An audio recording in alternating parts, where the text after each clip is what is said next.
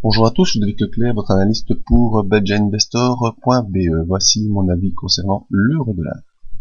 Alors l'euro-dollar, cette semaine avait connu un beau début de semaine, on peut le dire. On était venu, comme je vous l'ai signalé, titiller la bande des 1,3931. On était venu tester ça le 6 mai.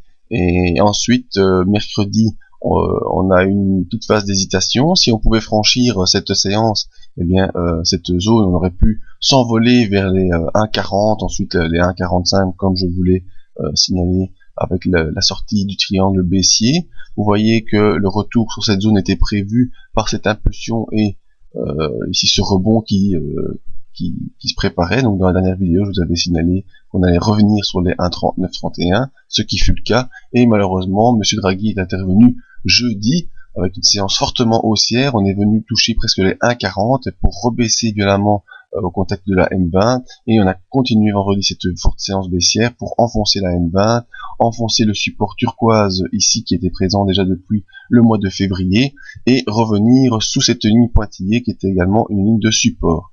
Alors les propos de M. Draghi étaient les suivants, qui ne supporte plus trop la poussée de l'euro et qui fera tout ce qui est en son pouvoir, si pouvoir il a encore, de faire baisser l'euro parce que ça devient insupportable pour la zone européenne. Donc conséquence de ça, c'est deux grosses séances baissières qui inversent la tendance sur l'euro et qui le poussent plutôt à les viser d'un retour sur les 1,37 à court terme. Alors aujourd'hui lundi, dans cette petite séance réactive qui est en train de se manifester, mais à mon sens, l'impulsion est devenue fortement baissière. Voyons ce que disent nos indicateurs.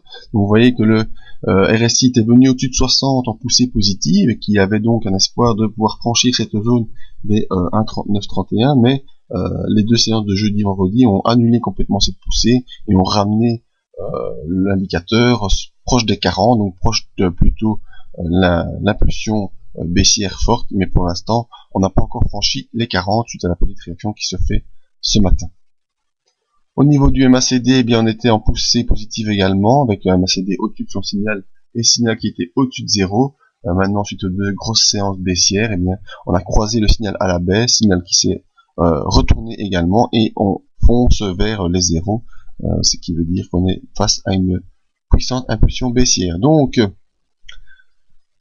la tasse avec 11 que nous avions ici n'a pas été franchie, il n'y a pas donc d'objectif haussier à attendre pour l'instant.